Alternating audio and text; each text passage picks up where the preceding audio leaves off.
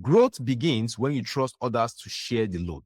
Because you have the load. If you started e-commerce the way most of us started e-commerce, we were doing everything, literally from A to Z, right? But now, for you to grow, you have to share some of those loads with other people.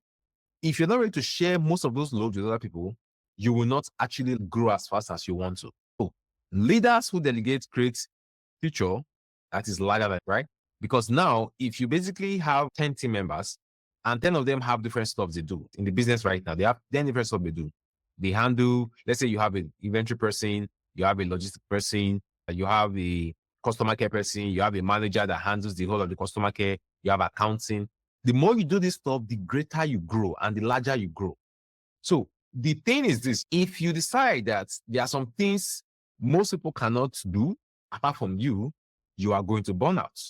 If you decide to do everything yourself in a particular area of the business, let's say, of course, you're not running picking calls, you are still in charge of like marketing, and you're like, nobody can do marketing more than me. Or let's say you are in charge of the accounting, you're like, oh, nobody can do accounting more than me. If you decide to keep doing everything yourself, you're going to burn out and sometimes you stagnate because that stuff is dependent on you. Now, it might sound like fairy tale when some people will tell you that, oh, I don't really do much in my business. I have people who want to do those stuff. Of course, what they are saying is they've gotten people who qualify to do those stuff. They're not just saying they don't do anything in their business anymore, right? But they've gotten qualified people to do that stuff and they've trained them to be better at that stuff. The thing about micromanaging, which most people don't get, is, in case you don't know, micromanaging is basically like you always telling the staff what to do. Hey, do this one. If you do that over and over again, you just understand two things. Number one, you have the wrong staff if you always micromanage. That's the first thing you need to understand. If you always have to tell them what to do and they mess up every time and you tell them, you have the wrong staff, go get a different staff. Okay? That's the first one. The second one, if you always micromanage, it's your insecurity. Because if the staff is good, number one, right? If the staff is good, you don't have to be on their way to make them better. All you have to do is put the roles out, put the tasks out and say, do the stuff. Collaborate with them when it comes to writing the SOP, when it comes to writing the tasks, when it comes to saying, what do you do? What do you need? Do all those things with them. But once you've done that, you shouldn't be micromanaging them, except an issue comes up. That's when you enter and manage your stuff. Because one thing you need to understand is this: micromanaging kills creativity. I've worked with people before and I understand this thing. Every time I'm micromanaged, like I used to do front-end development, which is programming. And I remember I had this project manager then. Every time he micromanage me, I don't do well. Somehow I would just write the worst code that have bugs.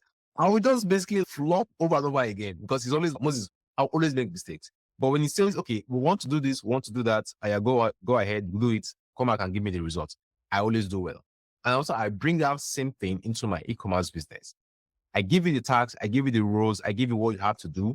I can join you to do the first time, we record it, and I give it to you so that you go through it. After that, I don't do those stuff with you anymore. Okay? Now, it's your thing. You have to do it. Then when you come back with the result and analyze the result and tell you what to do next, instead of sitting behind you and breathing down your neck while you do this stuff.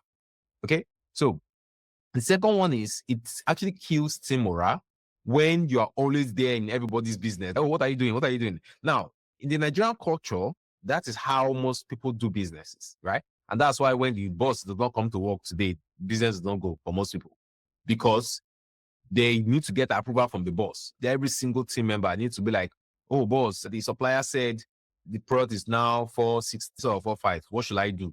When you could have gotten a SOP that says, if supplier says it's going to be, if supplier increase their price to like 46, 47, based on how the economy is going right now, you already know people are already adding extra 100 naira, 200 naira to each product they are selling. Some people are adding 500 naira to the product they are selling.